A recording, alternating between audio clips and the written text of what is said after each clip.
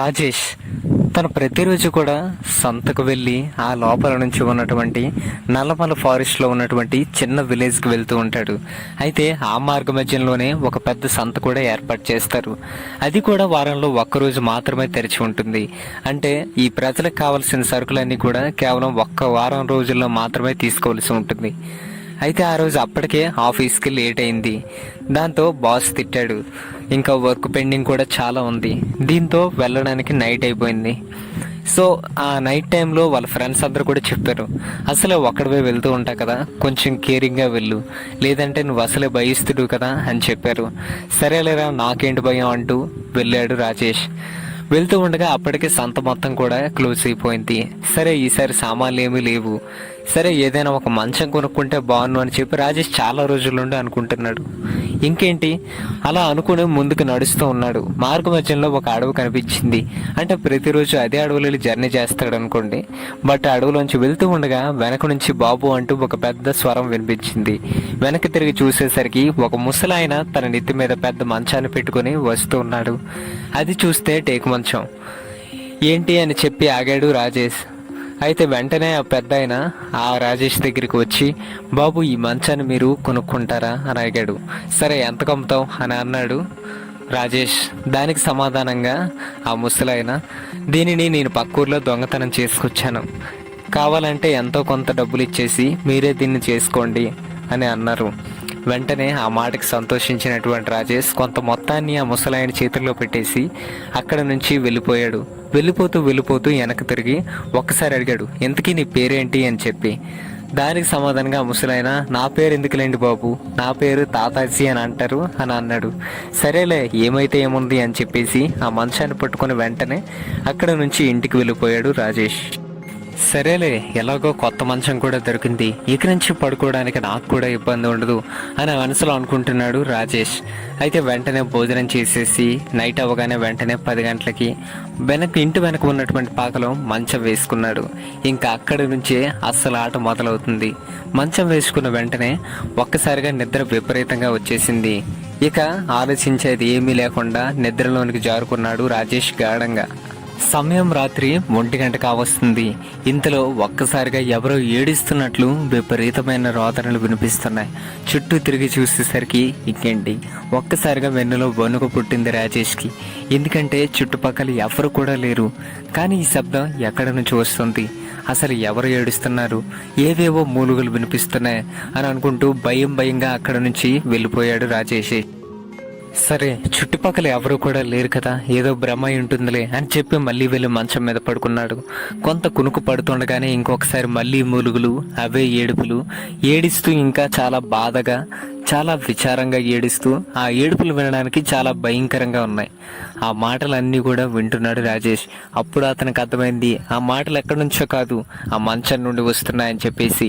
ఇంకేంటి వెంటనే మంచం వదిలేసి పరుగున పారిపోయాడు రాజేష్ అక్కడి నుంచి. అలా పరిగెత్తుతూ వెళ్ళిన రాజేష్ రాత్రి 2 గంటల సమయంలో ఆ ఊర్లో ఉన్నటువంటి మదనయ్య అని చెప్పి ఒక మంత్రగాడి దగ్గరకు వెళ్ళాడు. వెంటనే జరిగిన విషయం అంతా కూడా చెప్పాడు మదనయ్యకు. దానికి సమాధానం ఇస్తూ మదనయ్య, ఏంటి మంచం మాట్లాడుతుందా, ఇది ఎక్కడ వింత, ఇలాంటి దయ్యాన్ని నేనెప్పుడు కూడా చూడలేదు. సరే అదేదో పెద్ద దుష్ట శక్తిలా ఉంది, ఎందుకైనా మంచిది దానికి దూరంగా ఉంటూ రేపు రాత్రి నేను వచ్చి ఆ మంచంపై పడుకుంటాను, దాని సంగతి ఏంటో నేను తెలుస్తాను అంటాడు మదనయ్య. ఇంకా మరుసటి రోజు రాత్రి మదనయ్యని తీసుకుని వచ్చాడు రాజేష్ తన ఇంటికి. ఇంకేంటి సమయం రాత్రి అవుతుంది. సరే మీరు ఈ సంగతి ఏదో చూడండి అంటూ మదనయ్యను వేడుకున్నాడు రాజేష్. నీకేం భయం లేదు నేనున్నా కదా అంటూ మదనయ్య ఇంకా రాజేష్ని లోపలికి పంపించి తను వెనక ఉన్నటువంటి పాకలో మంచం మీద పడుకున్నాడు. ఇంకేంటి మంచం మీద పడుకోగానే వెంటనే సుఖమయంగా నిద్ర పట్టేస్తుంది. చాలా ఆనందంగా ఉన్నాడు మదనయ్య. ఎందుకంటే మునుపెన్నప్పుడు కూడా పట్టనటువంటి నిద్ర ఆ మంచంపై పడుతుంది. సరే హ్యాపీగా పడుకుందా అని చెప్పి అనుకున్నాడు. ఇంతలో రాత్రి 12 అయ్యేసరికి మళ్ళీ అరుపులు, మూలుగులు, ఏవేవో వింత రోదనలు వినిపిస్తున్నాయి. ఇంకేంటి ఒక్కసారిగా లేచి అడిగేశాడు మదనయ్య, ఎవరు నువ్వు, ఎందుకు ఏడుస్తున్నావు అని చెప్పేసి. దానికి సమాధానంగా ఆ మంచం, నా పేరు నిషిక, నేను ఒక దుష్ట శక్తిని, నేను ఇంతకుముందు ఇదే అడవిలో ఉండేదాన్ని. అప్పట్లో చాలా నరబలులు ఇచ్చేవారు. నరబలులు ఇచ్చిన ప్రతి ఒక్కరికి నేను దివ్య శక్తులను అందించేదాన్ని. కానీ చాలా రోజుల క్రితం నాకు నరబలి ఇవ్వకపోవడంతో నేను ఈ ఊరిని ధ్వంసం చేశాను. అప్పటి నుంచి నాకు ఎవరు బలి ఇవ్వడం లేదు. నువ్వు ఆ పని చెయ్యి అని అంటుంది. వెంటనే మదనయ్య గుంటెల్లో అదురు పట్టుకుంది. నేను చెయ్యాలా, నేను చేయలేనంటూ పారిపోబోయాడు. వద్దు, ఆగు, దీనివల్ల నీకేమీ నష్టం ఉండదు. నా మంచంలో ఒక పట్టి మొక్కను తీసుకొని ఊరి చివర ఉన్నటువంటి వనంలో గల శిల దగ్గర ఒక వ్యక్తిని కానీ లేదంటే ఎవరైనా ఒక వ్యక్తిని నీతో పాటు తీసుకొని పో. తనకి చెప్పకుండా తనకి ఏం చేస్తావంటే ఈ మంచాన్ని నెత్తి మీద పెట్టుకొని ఆ ఊరి చివరి శిల దగ్గర దించమను. వెంటనే నాలోని శక్తి అతన్ని తినేస్తుంది. మంచం పట్టి ఉంచుకున్న నీరుని మాత్రం ఏమి చేయదు. నేను వచ్చి నీకు దివ్య శక్తులు ఇస్తాను అని చెప్పి వెంటనే మూలుగులు ఆపేస్తుంది ఆ దివ్య దుష్ట శక్తి. సరే, నువ్వు ఏం దిగులు పడక రాజేష్, ఈ దెయ్యాన్ని తరిమేసే ఉపాయం నేను చెప్తాను. నువ్వేం చేస్తావంటే ఈ మంచాన్ని తీసుకొని వెళ్ళి ఊరి చివర ఉన్నటువంటి గండశిల దగ్గర ఈ మంచాన్ని నెత్తి మీద మోసుకుంటూ వెళ్ళి అక్కడ పెట్టేసి ఆ తర్వాత ఆ దెయ్యమే నిన్ను విడిచి వెళ్ళిపోతుంది అని చెప్తాడు. ఈ విషయం విన్ని రాజేష్ అమ్మయ్య ఒక మార్గం దొరికింది అనుకుంటాడు. సరేలే, ఏదైతే ఏమైంది అదే చేస్తాను అని చెప్పి మదనయ్యను పంపించేశాడు రాజేష్. అయితే రాజేష్కు ఒక సందేహం వచ్చింది. సరే, ఈ మంచం ఎలాగో నన్ను ఎన్ని రోజులు ఏం చేయలేదు, ఉన్నంతకాలమైన ప్రశాంతంగా పడుకుంటాను అని చెప్పేసి పడుకున్నాడు. వెంటనే రాజేష్ ఆ తర్వాత రోజు అప్పుడే మళ్ళీ మూలుగులు మొదలయ్యాయి. సరే, ఈసారి ధైర్యం చేసి అడిగాడు, ఎవరు నువ్వు, ఏం కావాలి అని చెప్పేసి. వెంటనే దానికి బదులుగా ఆ మంచంలో ఉన్నది, నేను నిషిక అనే రాక్షసుని.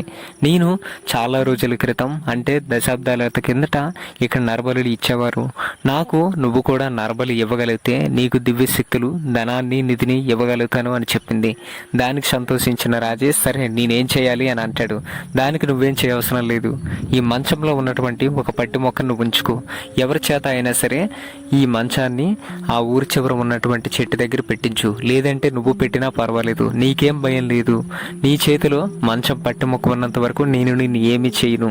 ఆ తర్వాత ఆ చుట్టుపక్కల ఉన్నటువంటి ఎవరైనా సరే ఆ మంచం దరిదాపుల్లోకి వస్తే వారిని నేను సంహరిస్తాను అని చెప్పి అంటుంది. సరేలే, ఈ మదనయ్య నన్ను ఇలా చంపడానికి ప్రయత్నించాడు కదా, నేను కూడా వాడినే చంపేస్తాను అని చెప్పి వాడినే నీకు బలి ఇస్తాను అని అనుకొని అక్కడ నుంచి లేచి వెళ్ళిపోయాడు రాజేష్. మరుసటి రోజు ఉదయం వెంటనే రాజేష్ తన నెత్తి మీద మంచాన్ని పెట్టుకొని ప్రయాణించడం మొదలుపెట్టాడు. కొంత దూరం ప్రయాణం ముగిసేసరికి దాదాపు రాత్రి 10 గంటలైంది.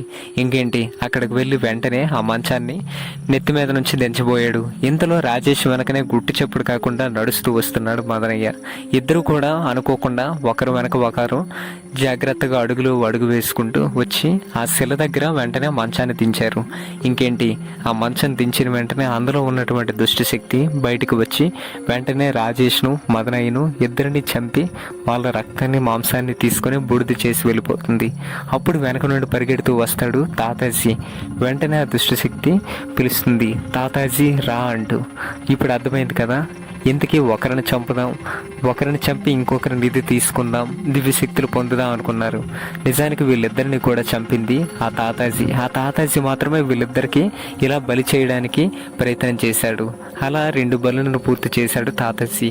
ఇంకో బలి కోసం వెంటనే ఆ మంచాన్ని నెత్తి మీద పట్టుకొని రేపు దీన్ని వేరే సంతలో అమ్మాలి అని అనుకుంటున్నాడు తాతాజీ. అంతటితో ఈ కథ ముగిసిపోతుంది.